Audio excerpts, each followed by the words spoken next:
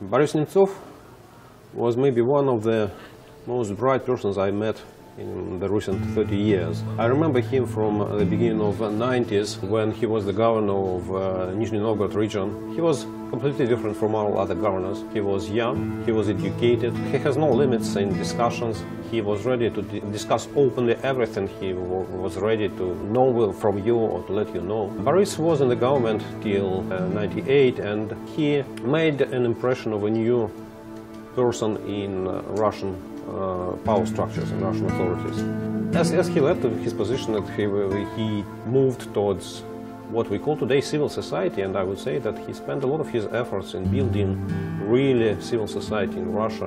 In the very recent years, when it became evident that Russia is going in the wrong direction, Boris became one of the most strong opponents to the policy promoted by Russian President Vladimir Putin.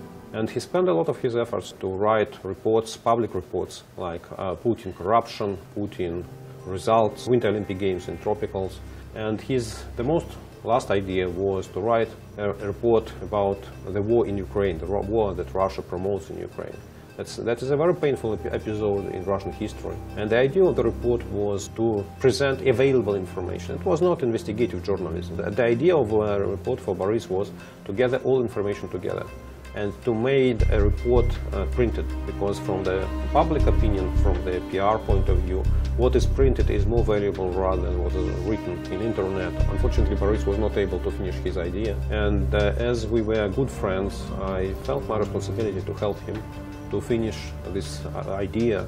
I was in charge of the economic part of the report because I believe that Russian people and Russian society underestimate to a great extent what is the real price of the Ukrainian war. And the idea was to show that even the direct price, the direct expenditures costs of Ukrainian adventure for the Russian society is rather big. It's approximately $1 billion, more than 50 billion rubles in 10 months. But what is more serious and more significant amount is the losses that Russian people can fear because of the war.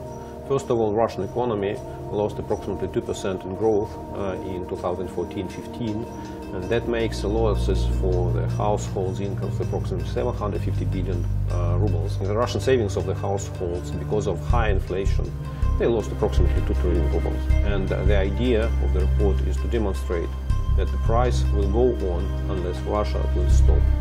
And please read the report, support Boris Nemtsov.